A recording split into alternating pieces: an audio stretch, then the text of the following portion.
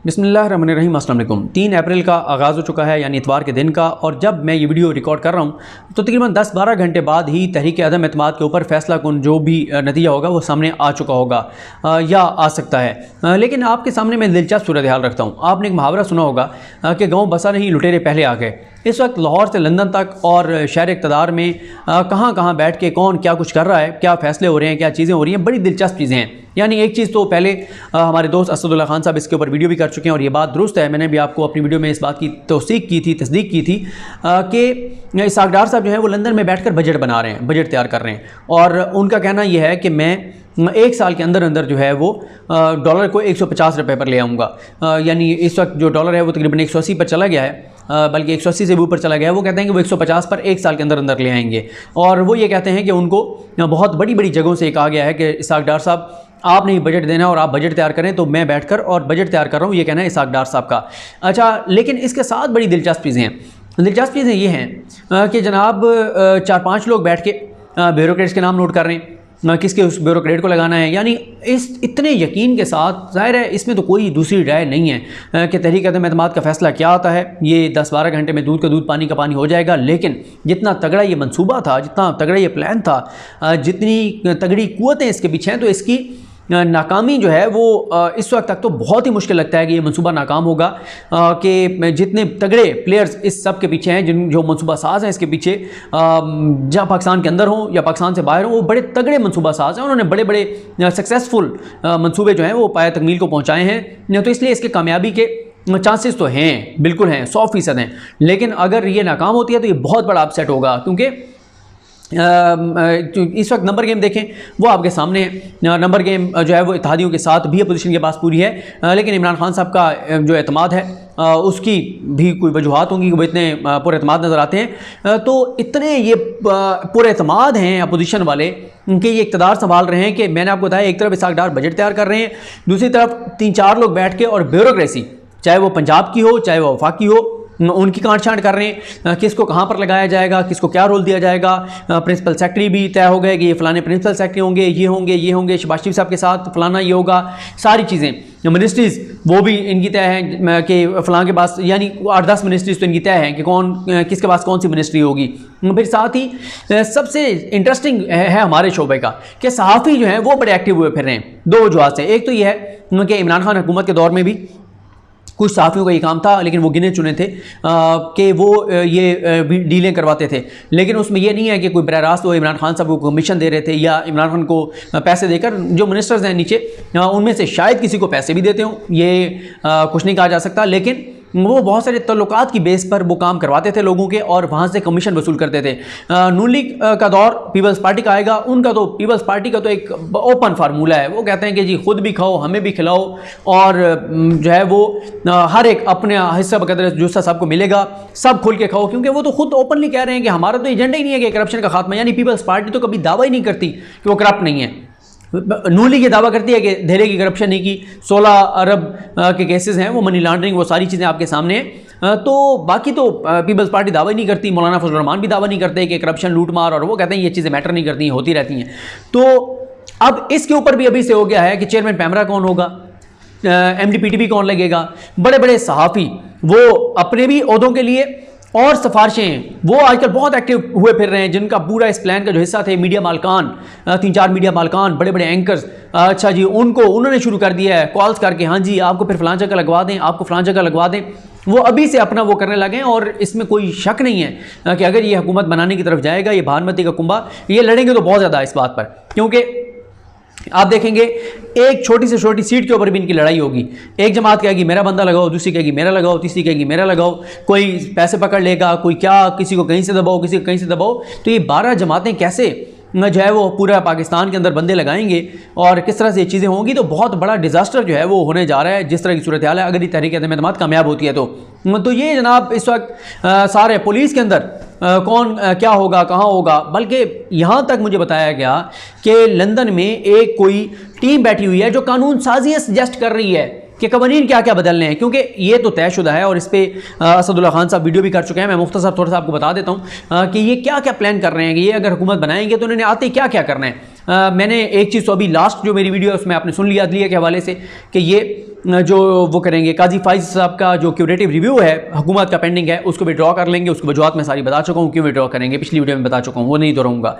फिर ये नैब का खात्मा करेंगे। सबसे पहले इन्होंने एहतसाब का गला घूंटना है। इनका ये अगर मुझे बताएं कि अगर ये आवाम के लिए आ रहे हैं, कोई इन्होंने कोई मंसूबा बनाया है, कोई आपके सामने किसी के सामने रखा है, कोई अनाउंस किया है कि जनाब हम जैसे इक़्तिदार संभालेंगे पेट्रोल इतना सस्ता कर देंगे, डीजल इतना सस्ता कर देंगे, चीनी, आटा, बिजली इतना सस्ता कर देंगे? नहीं, बल्कि ये तो ऑन रिकॉर्ड है कि ये कह चुके हैं कि पेट्रोल जो है वो हम आलमी मार्केट के मुताबिक बढ़ाएंगे। उसके मुताबिक तो आपको पता ही है कितना ऊपर जाना चाहिए पेट्रोल। जब इमरान खान ने पेट्रोल और डीजल सस्ता किया तो कितने इन्होंने एतराज़ात किए। तो ये सबसे पहले आकर अपना जो इनका मसला है जिसके लिए ये सब कुछ तगदो कर रहे हैं वो है एहतसाब का गला घूंटेंगे, नैब को बंद करेंगे, करप्ट करेंगे एहतसाब के इदारों को, बिल्कुल उसी तरह से जैसे पनामा केस के फैसले में लिखा हुआ है कि इदारों में अपने हवारी बिठा दिए थे। और उस वक्त के कमरुज़्ज़मान चौधरी जो चेयरमैन नैब थे उनके बारे में सुप्रीम कोर्ट ने जो लिखा है 100 रिमार्क्स आए थे उनके खिलाफ सुप्रीम कोर्ट में, और यही थे कि जनाब ये तो मोटरसाइकिल चलाने वाले को नहीं पकड़ सकता जो इसकी हालत है, ये इतने बड़े बड़े चोरों लुटेरों और करप्ट लोगों का एहतसाब करेगा तो ये मुमकिन नहीं है। अच्छा, नैब खत्म हो गया, काजी फायसा केस का क्यूरेटिव रिव्यू विड्रॉ हो गया, तायात नायली नवाज की ख़त्म करवाने की कोशिश की जाएगी। उसके बाद जनाब जितने वो प्रोजेक्ट, वो मंसूबे जो इमरान खान के नाम से ऐसे नथी हैं कि अगर वो चलते रहे तो बहुत इनको नुकसान होगा और इमरान खान को अगले इलेक्शन में फ़ायदा होगा, जब भी वो इलेक्शन होगा, उसमें से एक हेल्थ कार्ड है, हेल्थ कार्ड ही ख़त्म करेंगे। लेकिन मैं ये आपको कैटेगोरिकल बता दूँ, और ये मेरा दावा है, ये दावा मेरा रख लीजिएगा अपने पास, अगर इन्होंने हेल्थ कार्ड ख़त्म किया तो जो इनके साथ होगी वो आप तसव्वुर नहीं कर सकते, क्योंकि अल्लाह ताला किसी को अस्पताल ना लेकर जाए। जिन लोगों ने हेल्थ कार्ड इस्तेमाल किया है वो मैं अब सख्त फिर जुमला हो जाएगा, वो जो इनके साथ करेंगे वो खुद आप देख लेंगे, आपके सामने अमली जो है वो उसका सबूत आ जाएगा। जिसने एक बार हेल्थ कार्ड इस्तेमाल कर लिया है, अगर आप जो भी हुकूमत आगे उस हेल्थ कार्ड को ख़त्म करेगी तो वो हुकूमत बहुत उसकी कीमत जो है वो अदा करेगी। फिर इन्होंने एहसास प्रोग्राम ख़त्म करना है। एहसास प्रोग्राम का जो तरीक़ाकार है वो चेंज करना है, वो वही करना है। ये जो ज़मीर फ़रोश 2 दर्जन गए हैं, वो जो ज़मीर फ़रोशों का जो एक मुतालबा होता था, वो ये कहते थे ये ज़मीर फ़रोश जो विनिंग हार्सेस आए, जो इलेक्ट्रिबल्स आए, जिनका नज़रियाती को तल्लुक़ नहीं था, वो कहते थे ये जो एहसास प्रोग्राम है वो हमारे ज़रिए दें, ताकि हमारे डेरों पे लाइनें लगें, लोग आके नीचे बैठे हों, कोई हमारे जूतों पे हाथ रखे, कोई हमारे घुटनों पर हाथ रखे, कोई हमारे सामने यूं हाथ जोड़कर कहे, कोई अपना जो है वो जिस तरह से वो हम देखते हैं गरीब आके ख़वातीन दुपट्टे उतार के और कदमों में रख देती हैं, खान साहब, वडेरा साहब, मलिक साहब, वो वाले काम हों, ताकि हम जब दें तो हमारा वोट बैंक बने, हमें फ़ायदा हो। तो ये करेंगे।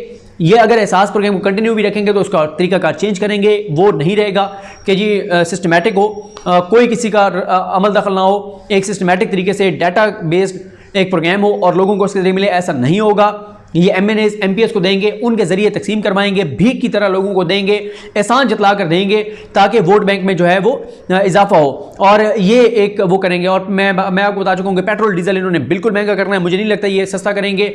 बाकी अमेरिका की इन्होंने ग़ुलामी करनी है, ये ज़रूर है, और ये बात बिल्कुल ठीक है, इसकी भी मैं तस्दीक कर सकता हूँ कि कुछ लोगों का ये दावा है कि अमेरिका के साथ बात हुई है।